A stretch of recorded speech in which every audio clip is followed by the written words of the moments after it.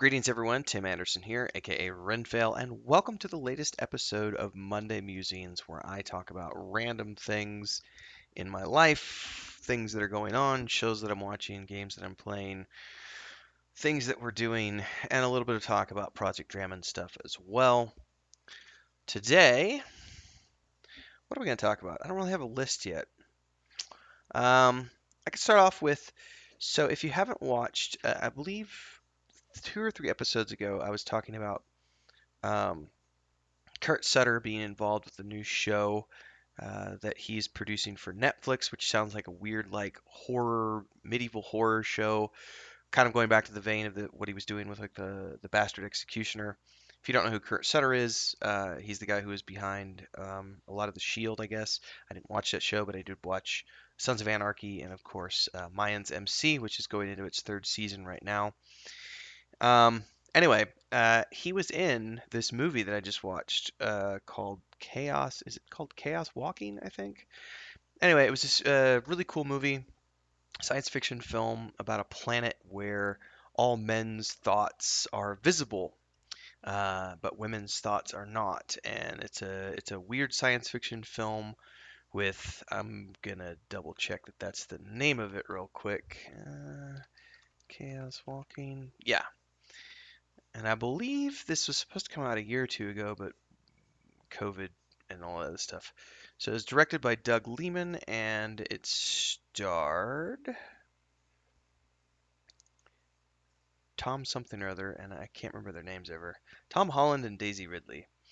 Um, anyway, Kurt Sutter had like this minor role in it, playing one of the dads, and I was just like, we were watching the movie, and I didn't know that he was in it per se. I mean, I remember I had seen like a press release or something years ago, but never thought about it. And then we're watching the movie, and he pops up on screen. And I was like, "Hey, Chris, that's." And I have this weird thing. It's like a obsession, really, and Chris has gotten used to it. But if I see an actor in a movie, I'm very good with faces, and I'm like, "That's the actor from such and such," or "That's the actress who did this, and they were in this, this, and this, and all this other stuff." So I have this weird talent for that kind of stuff. And I was like, "Hey, that's Kurt Sutter," and she has no idea who that is. And I was like, "Oh, it's the creator of Sons of Anarchy." And she was like, "Oh, okay." And I was like, "It's Otto, the guy with one eye in the prison." She's like, "Oh, yeah, that's who it is." So if I get to the point where I can fill her in on who it is, she kind of understands a little bit better. Anyway, good science fiction film. We watched that the other day. Worth it. You should take the time to watch it if you haven't already. I think it's fun. Um, let's see. Solasta. I finally did my Solasta video yesterday. Um, and in the middle of recording all the footage for that, I found they did a press release, a social media post, whatever, um, finalizing the release date for the version 1.0, which includes all of the stuff that they promised in the Kickstarter. And so they're officially launching version 1.0 on May 27th. So looking forward to that. I have since decided once I saw that I was like, I'm gonna back off the early access now, and I'm just gonna wait because I've played it quite a bit and I've gotten enough into it, probably 20 hours or so. Um, I haven't really tracked it. It's 15 to 20 hours. I've gotten enough out of it to know that I'm enjoying it, and I'm happy to wait until the final version comes out. So that's on hold. But I did do my overview video, and I can't wait for version 1.0. Finally, finally beat Assassin's Creed Valhalla after like, when did it come out? October or November? Um, I believe it was October. I could be wrong. November 10th. So that's what it was. It was Baldur's Gate 3, I think, and then or something like that. Baldur's Gate 3, then that, and then Cyberpunk 2077. I don't exactly remember. Or maybe I don't remember the release dates on these now. Anyway, it took me months. So I did all of November, December, January, February, March, and I finally finished it this past week. So basically 6 months is the what I got out of Assassin's Creed Valhalla. I promptly uninstalled it to make room for other stuff. I do not feel compelled to play the expansions.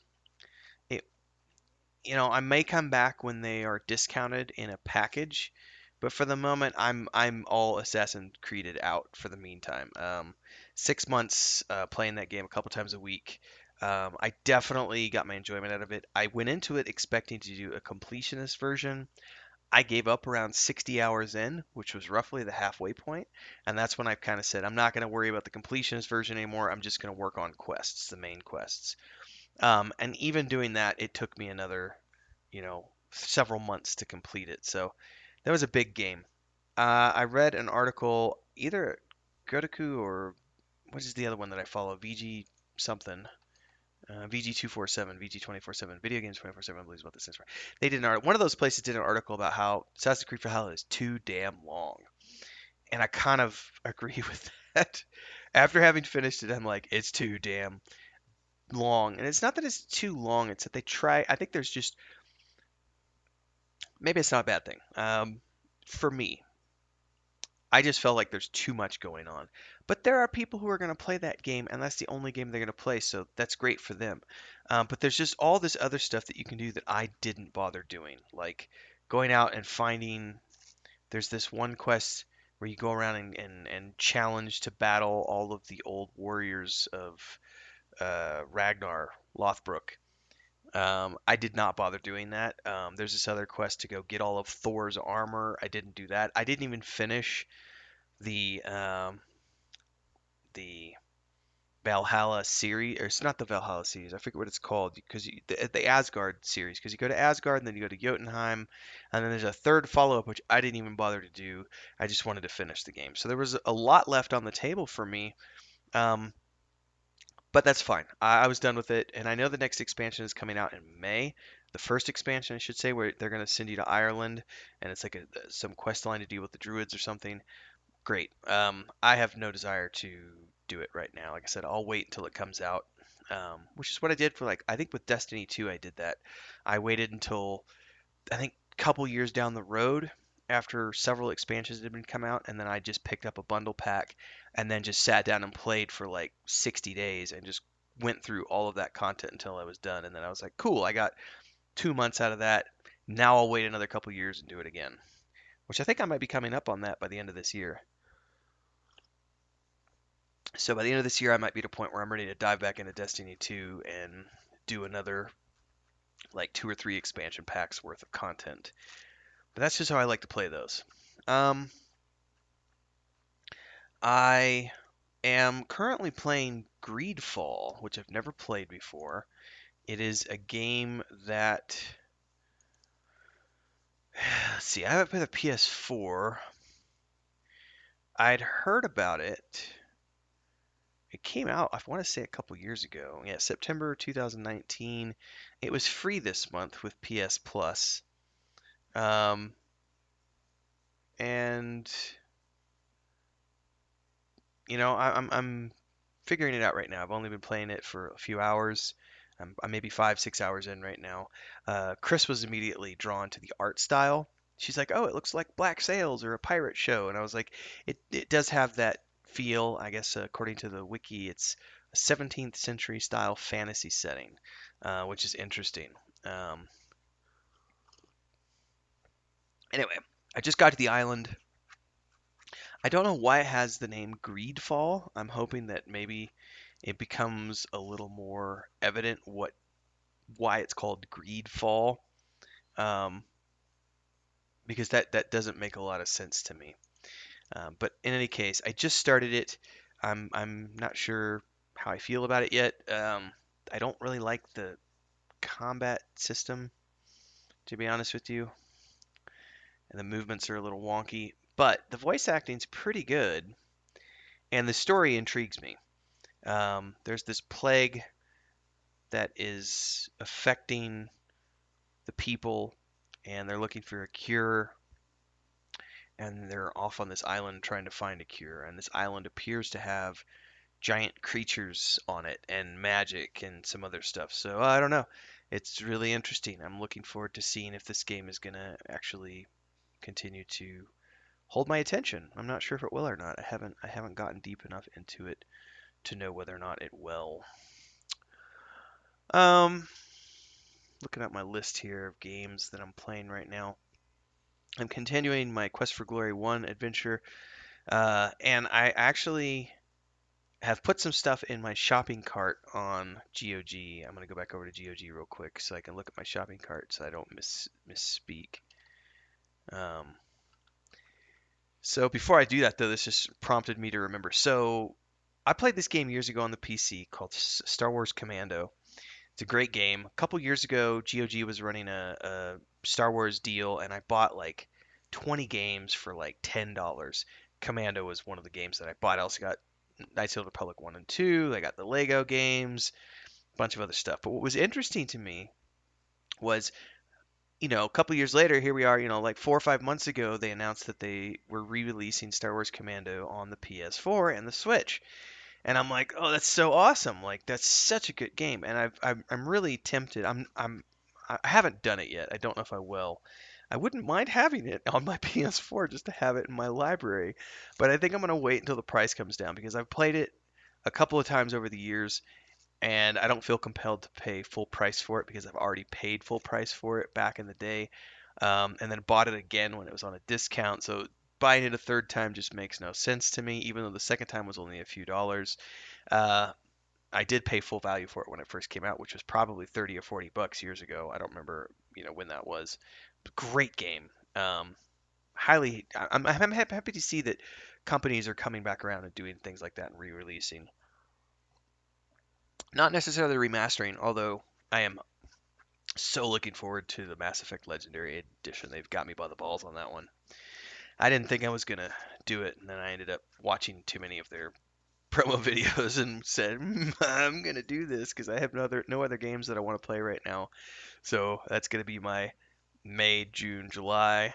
Who knows? That might just be my whole summer right there for games. So anyway, because I'm playing Quest for Glory 1 right now, it got me looking at. I went on to. There's a Facebook group that my brother and I are part of, which has like 10,000 members in it, and they're constantly throwing games into the chat, newer games as well as older classic games. And some of the games I've played before, and they were good. I have fond memories. I've played them once or twice over the years. I have no desire to go back. Like the Monkey Island games, great fun. I have no desire to go back. When they did the remastered Full Throttle edition a couple years ago, I totally bought that and played it and had a blast. It was like such a good game, Full Throttle.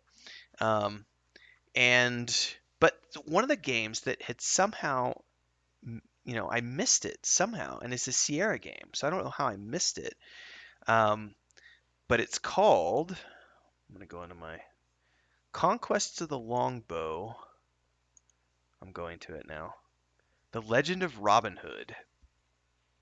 And this is another Sierra game, which I guess it came out in January 1991. And it's supposedly like one of the biggest Sierra games that was ever made at the time. Um, and it looks really cool. And I have to admit, I never played it. And the reviews are great, and everybody in this Facebook group is like ranting and raving about what a great game this is. And I remember like going into a Babbage's way back in the day, back when Babbage's was still a thing. And I remember seeing this game on the shelf, and I don't remember why. My mom probably said no, because I would have been 11 when this game came out. Like if it came out in January of '91, I would have been 11 years old. And so that was probably right around it was maybe might have even been before, I got, because my mom and dad, I mean, it was like I was gifted King's Quest 5. It's been so long ago, I don't really remember. Anyway, never played this game, so I was like, I'm gonna have to buy this game. So I put it in my cart. And along the way, I also grabbed, and I haven't bought these yet. I'm just loading up my cart right now. Indiana Jones and the Fate of Atlantis, which I did play years ago, and I do remember it being a very good game. But I only played it one time through, and it's definitely like the best rated of the Indiana Jones games that was ever done of those, point and click ones. There was also another one that I played. I'm not putting it into my cart, but in the series There's one of these games I remember playing on the PS. It might have been the Indiana Jones and the Emperor's Tomb. Let me see the release date on this. 2003. Yeah, it would have been this one because I remember playing this on like the Xbox, I believe, with when I was hanging out with my aunt and uncle a lot back in the day. Um, so that would have been the Xbox, first Xbox. And I remember playing the Emperor's Tomb game, which is a good game. But Fate of Atlantis is one that I have very fond memories of. And then The Dig, which The Dig was this amazing game from Lucasfilm, which was directed by, was it directed by Steven Spielberg? Or just produced by Steven Spielberg. I don't remember what that case might be. But I do remember it having high quality voiceovers from Hollywood actors, and having this incredible um, sci-fi storyline where you end up on this asteroid, you get sent to another planet, and you have to try to find your way back home. So I put that in my shopping cart as well. So I'm going to be having a point and click summer this summer, which is fine because over the last 5, 6 years, I've spent a lot of time playing lots of MMORPGs, which was natural considering, we were involved with making Saga of Lucemia and everything else. So it was constantly you're looking at other MMORPGs and see how they were being made. But now that we're making a point and click game, it just makes sense that my brother and I are doing lots of point and clicks games. It's also fun because these are games that he and I can play, and also I'm watching my nephew now, because my wife and I don't have kids, but I can kind of live vigorously through, or live vicariously, that's the better terminology, through my nieces and nephews. So on my wife's side, our niece and nephew now are 15 and 17, I think. And then on my brother's side, we've got, they're 4 and 6. But with my nephew being 6 years old, or maybe he's 5, I forget. Anyway, he started playing Quest for Glory 1 maybe 3 weeks ago. I got him a copy of it. And he's been playing it on Saturday mornings. That's what he gets to do on Saturday mornings is he gets to eat his breakfast, and then he gets to sit there and play Quest for Glory 1 for a couple of hours. And he's learning how to read, so he's practicing his reading, and Joey sits there with him and watches him play and helps him out with some of the puzzles and stuff. But for the most part, he figures it all out all by himself, and he's having a lot of fun. So it's been fun to get back into that point and click theme, and I kind of feel like that's going to be where the headspace is for the two of us for the next 6, 8 months as we work through Project Draymond. So anyway, I'm finishing up Quest for Glory 1. I played Quest for Glory 3 and 4. Well, I did 3 all the way through 2 years ago, 2019, and then I started 4 and then I didn't finish it. And but I don't like 2 because 2 is they never did a point and click version of 2, so 2 is text parser, and I don't like to have to sit there and type go north, go west, pick this up, use this. It's still a good game, but I can watch somebody do a playthrough and get the same amount of enjoyment out of it. So I am going to finish Quest for Glory 1, though, because we are basing our hometown in Project Draymond on the town of Spielberg. That's the source of inspiration for our game. We're heavily influenced by Quest for Glory 1, apart from the combat system, which we're not doing because we don't have combat in the first game, but just the kind of the style of that, having a village right there with a forest that surrounds, and 6 or 8 unique POIs within the forest that you have to go to do puzzles. That's what we're doing with our game, and we're having a lot of fun. And if you haven't checked out the update, we did a teaser update on our social media yesterday, Sunday, the 18th of April. Joey's got all of the dialogue functioning now, NPC dialogue. So we've got your dialogue when you hover over items for description texts. We've got dialogue when you walk into a place or exit a place. We've got dialogue for the player character, and we now have dialogue for the NPCs as well as dialogue trees, which means it's just about time for me to start working on writing dialogue for the game, which will be coming soon. In the meantime, he's still got lots of work to do, but I don't want to dive into Project Drammond just yet. We'll talk about some other fun stuff. Let's see here. Shows. We're not going to talk about shows at the moment, but I do want to talk about this thing, and I can't remember finding it, and now I got to go find it again. Let's go back to Twitter. Where did I just see this? I'm having a brain fart now because I saw something and then I forgot about it. Oh, I know what it was. On TikTok, because I saw this on Twitter and it's also on TikTok. There's this guy my brother pointed me out to. And for those of you who are creative individuals who like tabletop stuff, this guy is amazing. I just started following him the other day. The Cave of Crafting. And I haven't seen, I'm going to go to his link tree right now to see if he's got other social media, which I'm sure he does. Yeah, he's got a Patreon, an Instagram, a YouTube channel, and an Etsy shop. I would highly recommend you check this person out. It's called The Cave of Crafting. And he does these amazing things like he makes these like really cool uh like homemade maps and like bookshelves. It's all this stuff. It's all these miniature things that he makes from scratch to do as settings for tabletop games. And it's like foam and paper and toothpicks and washes and all this other stuff. And it's just like this is a super cool channel that I follow on TikTok. Um, I would highly recommend everybody check the YouTube out and everything else on Instagram because he's got just some really cool stuff. Um, yeah, the Cave of Crafting. There's some really cool. I also follow this other one called where is she at here? Shoshi Minis, and she's a miniature painter and teacher.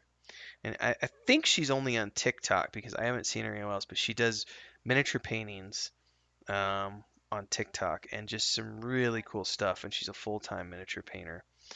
So it's funny because when I started my TikTok journey, we were doing it for our game, and along the way, I waste a lot of time on TikTok at night.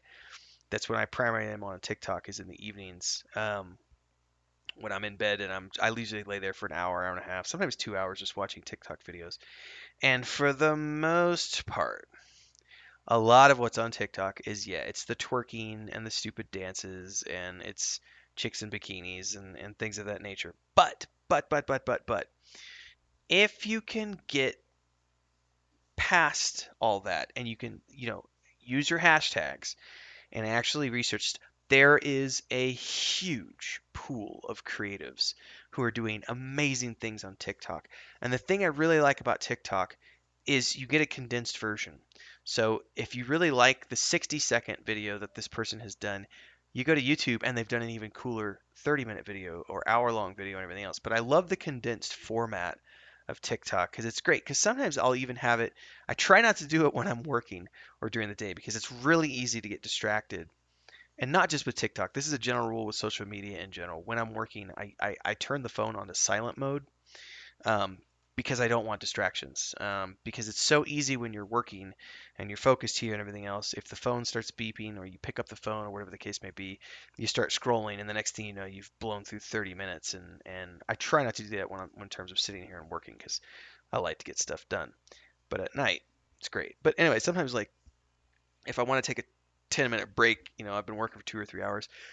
TikTok's great because it's just you can get a quick glimpse of some things and go through it.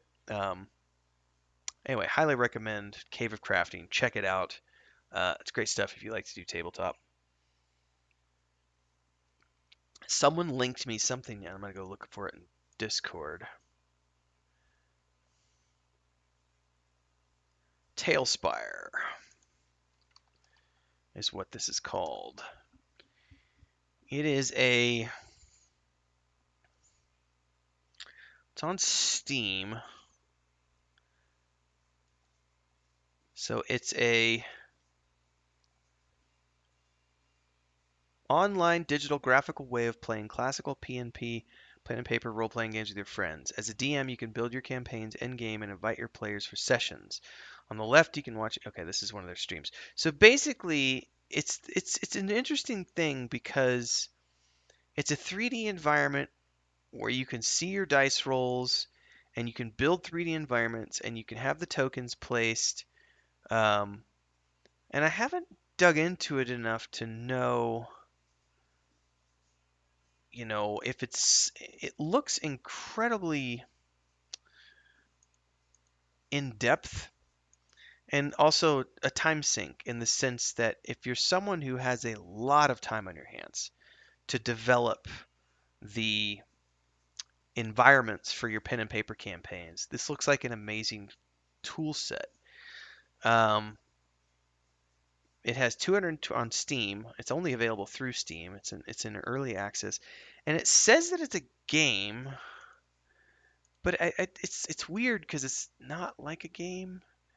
I mean, it is a game, but like you can place enemies and you can have your tokens, and it's a 3D environment, and there's dice rolls that are happening on screen, and it looks very cool because you can craft these, tabletop adventures for your friends, and you can build camps and scenes and taverns and buildings, and they have all these assets available. Um, and then the tokens move around. There's no animation to them in the sense that they're not like swinging a staff per se, but you get graphics for like the spell effects, and there's actually spell graphics, and there's just it. I'm thinking that this is the next step of tabletop adventuring. It's really cool. Again, it's called Tailspire. Um, I'm not can you even? Yeah, it's like 12 or $15. I don't know because I'm looking at the Mexican prices right now, so it's like $12. It looks like something like that. Oh, at least for me. It's interesting. I would need to look at it more, but I think for those people who are super imaginative, who want to put a lot of time into creating unique environments for their players, as opposed to only having imagination or using something like Roll20, which is a combination of 2D maps and environments with your imagination. This looks very cool because it takes all that and puts it into a 3D environment, and I see this being something that could get picked up and turned into something much bigger than what it is from this small indie company. Something to keep an eye out on for those of you who like tabletop. So on that note, we're going to transition over to doing our weekly Project Drummond update at the end of this because we always do this every week for those of you who are interested in what we're working on with Project Drummond. So I briefly talked about earlier, my brother got all this stuff done with the point and click adventure game. We are still shooting, like I said, we're shooting to have a prototype ready to play, like a demo, by July 1st. Fingers crossed. Progress is moving ahead steadily on that front. I think the next thing he's working on is like cinematics, like doing cutscenes. We're working with the cutscene tools right now, and then once we get beyond that, he's going to be working on the actual mechanics of being able to you know, put things in your inventory, make an object clickable, doors that lock, needing to find keys to unlock the door, putting combinations on things, putting things in chests and having to pick them up. So we're looking at getting all of that functionality in. And once all of that functionality is in, I think is when I'll be able to start writing quest lines. Because once I know what he's got in terms of capability for the mechanics, then I'll be able to say, okay, these are my limitations for quests. This is what we can do with quests, and that'll help me craft the initial quests for the prototype and for that starting area. So I'm hoping to be able to, theoretically, I'll be able to start doing that the 1st of May, which is here in a couple of weeks, basically. Yeah, 2 weeks out is May 2nd. So he's working on all that stuff. If you haven't checked out the social media blast that went out on Sunday, we did like a 15, 16-second clip of the dialogue and branching dialogue trees for NPC. So that's coming along nicely, and moving forward with that. On the art front, Chris has been working on some new artwork. That's over in the Project Drummond subscriber section of the Discord. And we had a post this past Thursday where we shared 4 of the images that she's worked on over the past few weeks. She's working on, last night she started it, night before last. That would have been Saturday night. Yeah. Saturday night, she started a new scene with the docking boats, and then had wrapped it up on Sunday basically. I shared a couple of snippets of that out, one on Saturday night, one on Sunday morning, so you can check that out over on TikTok. So she's moving ahead with all of her concept art, and then I am cruising right along with the core rulebook. We're about I'm gonna open it up real quick and I'll tell you how where I can tell you where we're at because we are roughly halfway. I don't want to say halfway through, but we're 23 pages in. We're about 13,000 words. Um, I said I was shooting for a 50-page rulebook ready by July 1st for the prototype for people to start playing on Roll20 with us. So that's moving right along. I'm in the character creation process right now. I think we've done the first two parts of character creation, which is class and race. And now we're getting into, no, sorry. I don't remember now. I think it is class and race. And now we're getting into abilities and rolling your abilities. And we're doing 8 abilities, not 6. So we do have a couple of additional, which are concentration and not concentration, sorry, discipline and perception. So we're using those, and so we have 8. You have strength. I'm going to go through it: strength, constitution, dexterity, intelligence, wisdom, constitution, discipline, and perception. So we have 8 stats that we're working with. Um, so we got to get through that, and we got other sections. We got to work on the actual classes themselves. Right now, like I said, right now I'm in the character creation part of the guidebook, which tells people how to create a character. Um, I'm not doing tables at the moment. I'm just doing all the text. Once I get all the text done, I will then be going back and doing the tables for everything. Um, the races have already been done. I did the races at the very beginning of the project, so the races are done, but I have to do all of the um, modifiers for racials. So that's something that has to be added to all those sections. It's an ongoing project.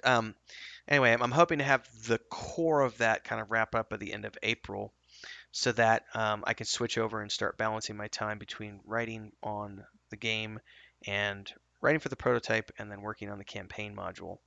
But the core rulebook will still be added to as time goes along. But that's kind of my core focus for the months of June, May and June, is getting all of the quest dialogue in and all the narrative into the prototype for the point and click adventure game, along with getting the campaign module basically ready to go, along with more additions to the core rulebook to get all ready to go. Chris is focused on working. We're going to see how this pans out. She's still learning, but she feels. We had a discussion about this the other day. She's pretty sure she's going to be at the point by May. Once she gets, she's still doing some tutorials and learning how to use the tablet. But once she gets past that, she's pretty sure she's going to be able to do at least three to four images per week at a minimum, but I'm not holding her to anything more than that. It's 3 to 4 images a week, so basically one every couple of days. Um, and if she can do that, we should have a good 20 to 30 images for the core rulebook and the um, campaign module by the time we get ready for July 1st when we have all the prototypes ready. Also, that concept art will be used for loading screens in the point and click game. Um, Assuming we use loading screens, we don't really have any load times at the moment. The loading between scenes is maybe 2 seconds. It's not really long enough to need. It's basically click on the door, it fades to black, and then it fades back in. And it's a very quick, like 1 second fade to black, 1 second fade back in. So I don't know that there's enough room for concept art. And then somewhere in there, I have to do a top-down map with Incarnate of the starting village, which will be something that we offer our patrons on Patreon, but it'll also be something that probably is shown in the initial loading screen when you're loading into the game for the first time. Anyway, lots of work being done on that front. The book outline is still being worked on. Again, I won't be starting work on the book until probably July. The reason for that being all this other stuff that we're getting ready for the prototype. And because we want the prototypes for these 3 things ready to go by July 1st, which is the point and click adventure game, the core rulebook, and the campaign module. Those all have to be ready by July 1st. That's our internal milestone. Once those are out of the way, then I can switch over and start working on the writing of the actual first novel, which that rough draft might take me. We'll see. We'll just see. I hate to quote times, but you know, 3 to 4 months would be a conservative estimate of getting the first rough draft done. So if I do July, August, September, October, then I've got those 4 months to get the rough draft done, and then I could do November, December with the edits and revisions, and then have it out the door for January of 2022. Um, would be the ideal timeline for that. And then the rough timeline for the core rulebook. I mean, we're basically trying to have everything ready for that July 2022 bracket. December of 2021, July 2022, we're trying to have everything out the door by that point. The finalized version of the point and click game, the version 1.0 of the core rulebook, along with um, the first campaign module being completed. All that's we're trying to have all that ready and the first book ready by the end of the year. End of this year, very first of next year is the goals on all that stuff. So it's ambitious, but we also don't have we're not going anywhere. I mean, assuming that we all get vaccinated at some point this year, we had some talks about potentially going to doing some speaking engagements in like November in Italy, but I don't know that travel's going to open up by that point. Maybe it might. Who's to say though? I know we still haven't got our vaccinations here. They're running behind schedule here in Mexico, so um, they're about 2 weeks behind right now, and they still haven't finished up with the 60 plus. I think they're doing the second round of vaccines right now for the 60 plus bracket. Then they're going to start doing the 50 plus bracket, which was supposed to start at the beginning of April and hasn't started yet. And I was supposed to start my bracket, which is the 40 to 50 bracket, was supposed to start May 1st. I'm not seeing my bracket starting on May 1st. I'm thinking my bracket won't start until maybe June.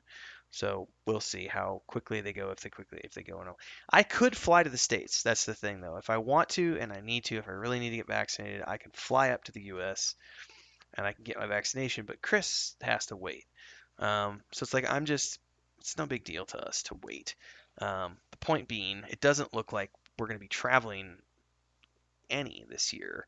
If we do, it won't be till the end of the year. So we've got plenty of time to work on Project Drummond in between my day job. And she's just working on Project Drummond. That's her full-time job right now. It's Project Drummond, and um, I think at some point she's going to go get her teaching degree because she finished up all her English courses last year and put everything on hold in whenever it was September, I think it was last year, to wait to see what was going to happen with COVID. And then now that we're in the new year and everything else, I think she's going to finally go ahead and just get her teaching certificate. But that's it. That's what she's working on. And then I have my day job with Hidden Compass, which I work on that Monday through Friday and a little bit on the weekends too. We just launched a new issue this past Tuesday, which is the spring 2021 issue. So those of you who enjoy travel, science, and exploration, that kind of stuff, go check it out, hiddencompass.net. The new issue just went live recently, and all the crowdfunding campaigns are going for the new stories. We're in the middle of our brand ambassador outreach right now. We've got a new speaker series starting, I think, in June. I have to check the calendar, but I think June or July we've got the speaker series starting. Um, Lots of stuff going on there, so that's my day job. So if you want to check out what I do for my day job, you can go check out Hidden Compass, Hidden Compass Travel. We're on all the social media channels. Um, yeah, that's the day job, and then I work on Project Rammond in the late afternoons, early evenings, and whatever spare time I have left, I hang out with Chris. We watch Netflix a couple times a week. I'm still reading the Chronicles of uh, Dragonlance. I'm in the first book, taking my time because I'm taking notes as I go along for the writing style for that third person omniscient, so that I really know what I'm jumping into when I start writing my book. And yeah, playing some PS4. I'm not doing a lot of PC gaming right now. Like I said, I'm doing Quest for Glory. Probably once or twice a week I play that game. And then I do Lord of the Rings Online a couple times a week. Usually on the weekends right now. And PS4 a few times a week. So I'm not gaming as much as I was a couple years ago. But that's because we're working on new projects. So usually when you get in a new project, there's always a lot of work up front that has to be done. Which, on a side note, how much did I see that they said? It was like almost 500 million for the first season.